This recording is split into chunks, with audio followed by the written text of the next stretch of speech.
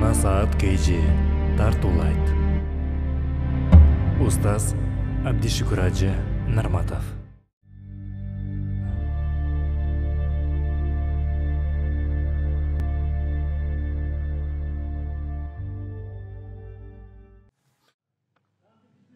Урматтуу мусулман агайыны.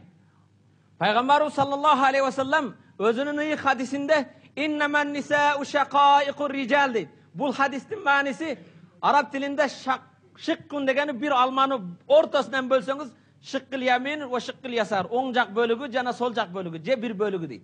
Бул хадистин мааниси «Иннаман нисау шакаиқур rijal» дегени аялдар эркектерин жарымы. Эркектерин жарымы аялдар, аялдардын жарымы эркек. Биздин бир бөлүкчөбүз.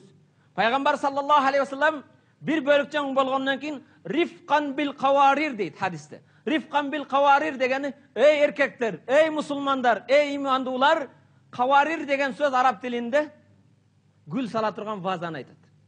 Бирок жөнөкөй ваза эмес. Эң кымбат таштан болгон, эң кымбат айнектерден жасалган гүл сала турган вазаны каварир дейт. Эй эркектер, эй мусулмандар, ошол эң кымбат алган гүл салгычыңды этият кылгын дейт. Бул эмне экен? Ал вазага эмне саласыз? Гүл саласыз же калембир саласызбы? Караң, ошо вазаңды кандай сыйласаң, $1000 алганмын, башка камын сынып калбасын деп аспеттейсин, аял затыга ошондой мамиледе болгон дейт. Аял затыга зулум кылуу үчүн, сен пассың башка кылуусун деп үчүн эмес, Аллах табарак ва тааланын пайгамбары рифкан бил кавари дейт. Иманыңда иманың чын болса, Аллага ишенгендигиң чын болса, аялдарга жакшы мамиледе бол. Пайгамбар саллаллаху алейхи ва саллам ад-дунья матаун ва хайру матаъ ал-мар'a салиха дейт.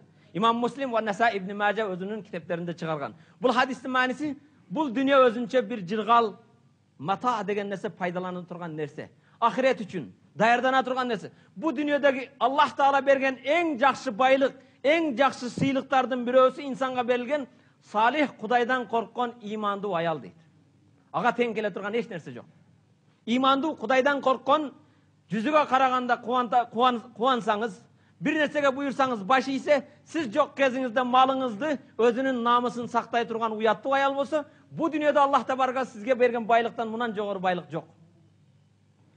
Пайгамбар саллаллаху алейхи ва саллам өзүнүн хадисинде айтат: "Ва ман разакахуллаху имраатан салихатан фақад а'анаху ала шатри динихи." Аллах табарак ва таала кайсы бир эркекке имандуу, Кудайдан корккон салих аял берип койгон болсо, Аллах ал адамдын дининин жарымына жардам берип коюптур, калган жарымына Кудайдан коркуп өз аракет кылып сактап алсын дейт.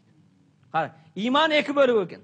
Имандын бир бөлүгүнү сактап калуу үчүн, Кудайдын буйругун аткаруу үчүн, ибадат кылуу үчүн Аллахтын берген сыйлык жардамы сизге бир Кудайдан корккон имандуу аялыңыз болсо, диниңиздин жарымы тик турду деген сөз экен. Экинчи жарым бөлүгүнө эми өзүңүз аракет кылышыңыз керек. Фалияттакиллаха фи шатрил бaqi. Калган бөлүгүнө Кудайдан өзүңүз коркуп, Кудайдан коркуп толуктап алыңыз дейт.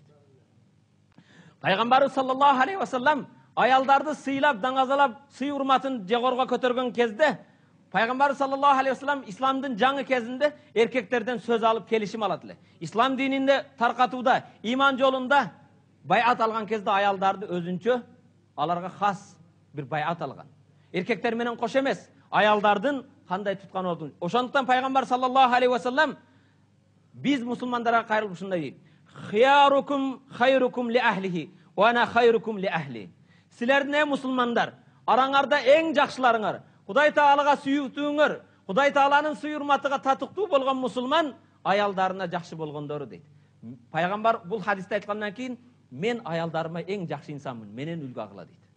Пайгамбар бир аялды урган эмес, аял эмес, бир айванатка кол көтөргөн эмес. Пайгамбар хадисинде айтат: "Силердин эң жакшыларыңар аялдарга, үй бүлөсүнө жакшы болгондор. Эгер Кудайдын рахматыга татыктуу болом десеңер, менден үлгү алгыла, мен аялдарга эң жакшы мамиледемин."